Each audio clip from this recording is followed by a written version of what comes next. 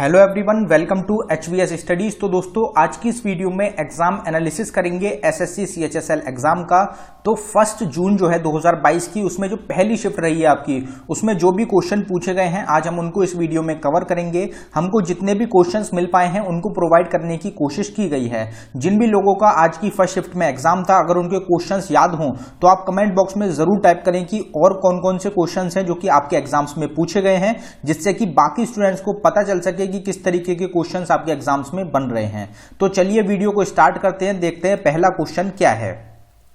तो आपसे पहला क्वेश्चन पूछा गया है, आई एम नो मसीहा is the autobiography of Sonu Sood published in which year. तो क्वेश्चन का जो लेवल है वो थोड़ा सा बढ़ा दिया गया है अब जो है एसएससी के द्वारा। पहले आपसे पूछा जाता था कि ये जो बुक है ये किसकी ऑटोबायोग्राफी है, अब आपसे पूछा गया है कि आई एम नो मसीहा जो बुक है ये ऑटोबायोग्राफी है सोनू सूद की, इन्होंने कौन से ईयर में इस बुक को पब्लिश किया है, आपसे ये क्वेश्चन पूछा गया था।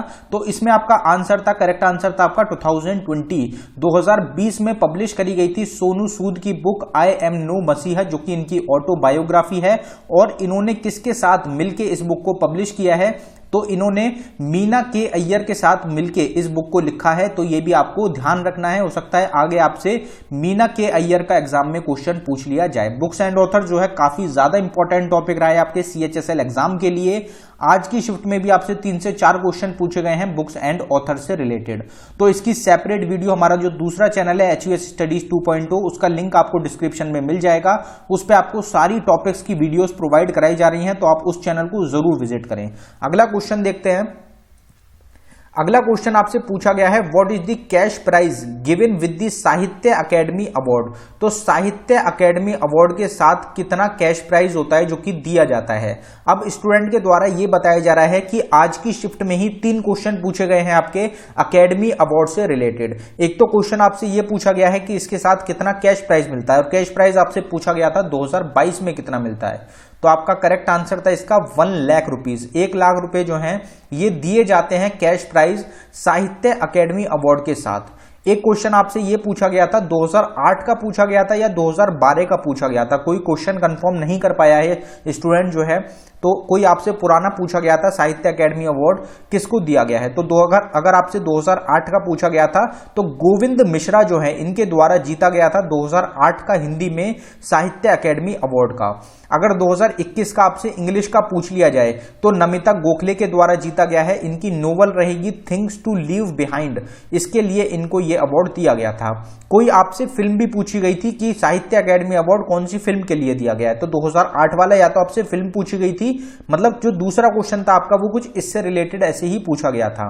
अगला क्वेश्चन देखते हैं, Rutherford discovered the atomic nucleus in which year. तो एटॉमिक न्यूक्लियस की खोज, डिस्कवरी करी गई थी रदरफोर्ड के द्वारा, तो इन्होंने कौन से साल में डिस्कवरी करी है आपकी एटॉमिक न्यूक्लियस की। तो आपसे ये क्वेश्चन पूछा गया था, आपका इसमें करेक्ट आंसर था 1911 में, जब दिल्ली इंडिया की कैपिटल बनी थी, उस ईयर से आप याद रख सकते हैं कि 1911 में रदरफोर्ड के द्वारा एटॉमिक न्यूक्लियस जो था उसकी खोज करी गई थी। अब आपसे आगे शिफ्ट में यह भी पूछा जा सकता है कि रदरफोर्ड को नोबेल प्राइज केमिस्ट्री की फील्ड में कब मिला था। तो 1908 में नोबेल प्राइज दिया गया था रदरफोर्ड को। नोबेल प्राइज कौन देता है, तो स्वीडन जो कंट्री है उनके द्वारा दिया जाता है। और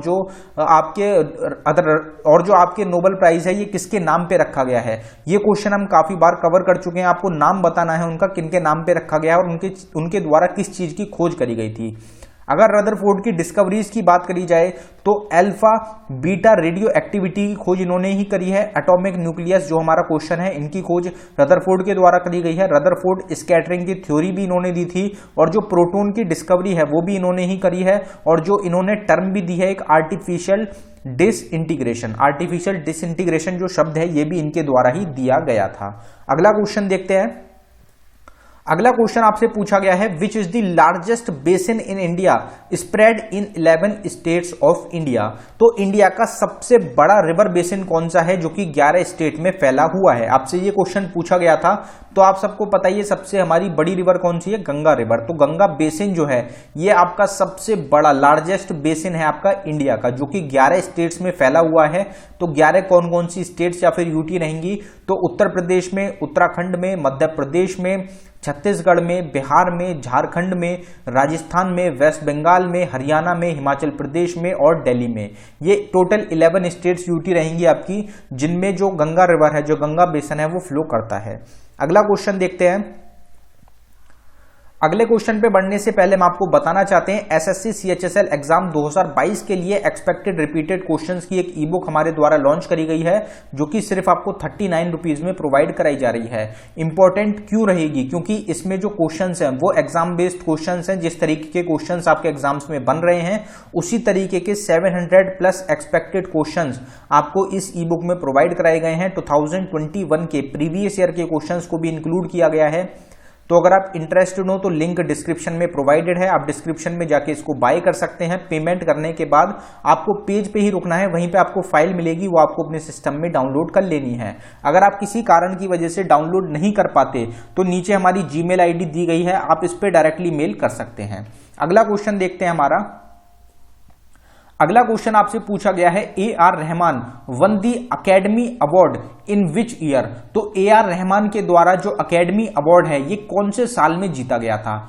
तो आपका साल हो जाएगा 2009। लेकिन आपसे क्वेश्चन ये नहीं पूछा गया, आपसे क्वेश्चन पूछा गया था कि AR रहमान के द्वारा अकेडमी अवार्ड जीता गया था 2009 में, कौन सी मूवी के लिए? आपसे ये क्वेश्चन पूछा गया था। तो इसमें आपका करेक्ट आंसर था slum dog millionaire. Slum dog millionaire जो मूवी है, उसके लिए AR रहमान को अकेडमी अवार्ड मिला था 2009 में। 2009 में कौन से सॉन्ग के लिए? तो जय हो सॉन्ग के लिए। तो इस क्वेश्चन का करेक्ट आंसर था आपका स्लम डॉग मिलियनेयर। अगर AR रहमान से रिलेटेड कुछ और अवार्ड्स की बात करी जाए तो इनको पद्मश्री दिया गया है 2000 में, पद्म भूषण मिला है इन्हें 2010 में, और ग्रैमी अवार्ड से सम्मानित किया गया है इनको 2010 में। तो बाकी ईयर्स भी आपको ये याद रखने हैं। अगला क्वेश्चन देखते हैं। अगला क्वेश्चन आपसे पूछा गया है, supreme court of India chief justice gives his resignation to? तो सुप्रीम कोर्ट के जो चीफ जस्टिस होते हैं वो अपना रेजिग्नेशन किसको सौंपते हैं? तो आपका आंसर हो जाएगा प्रेसिडेंट ऑफ इंडिया। तो इंडिया के जो प्रेसिडेंट होते हैं उनको अपना रेजिग्नेशन देते हैं चीफ जस्टिस सुप्रीम कोर्ट के, या फिर बाकी जो जजेस होते हैं सुप्रीम कोर्ट के, वो भी अपना रेजिग्नेशन किसको देते हैं? प्रेसिडेंट को ही देते हैं। गवर्नर्स अपना रेजिग्नेशन किसको देते हैं? वो भी प्रेसिडेंट को ही देते हैं। तो ये जो बड़े बड़े पद होते हैं, इन सब का जो रेजिग्नेशन होता है ये प्रेसिडेंट को ही दिया जाता है। अगर आपसे आगे शिफ्ट में पूछा जाए कि प्रेसिडेंट अपना रेजिग्नेशन किसको देते हैं, तो वो वाइस प्रेसिडेंट को देते हैं।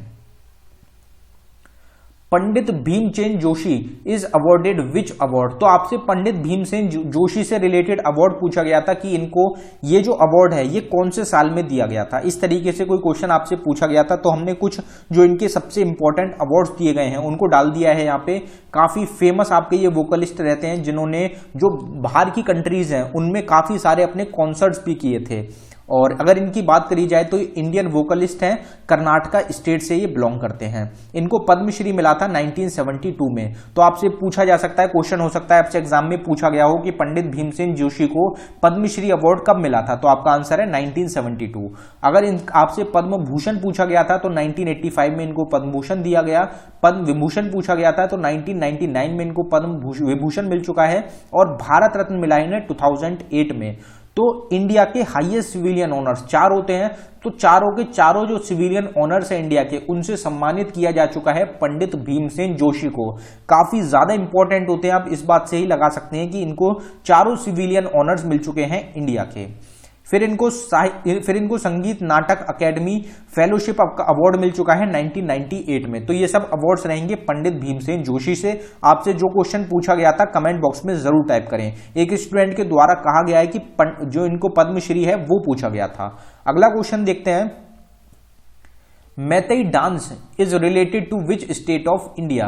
तो मैतेई डांस जो है, मैतेई नृत्य जो है, ये आपका कौन सी स्टेट से संबंधित है? एक ये क्वेश्चन आपसे पूछा गया था, तो मणिपुर जो आपकी स्टेट है वहां से रिलेटेड रहेगा आपका मैतेई डांस। ये क्वेश्चन आपसे आज की शिफ्ट में पूछे गए हैं। इतने ही क्वेश्चंस हमको मिल पाए हैं। इनके अलावा बाकी जो क्वेश्चंस आपकी शिफ्ट में बने हैं आप उनको जरूर कमेंट बॉक्स में टाइप कर दें, जिससे कि पता चल सके कि कौन कौन से क्वेश्चंस आपके एग्जाम्स में पूछे गए हैं। अगर आपने चैनल को अभी तक सब्सक्राइब नहीं किया है तो चैनल को जरूर सब्सक्राइब कर लें। इसी तरीके की एनालिसिस डेली आपको प्रोवाइड कराई जा रही है, हर एक शिफ्ट की एनालिसिस मिल रही है आपको।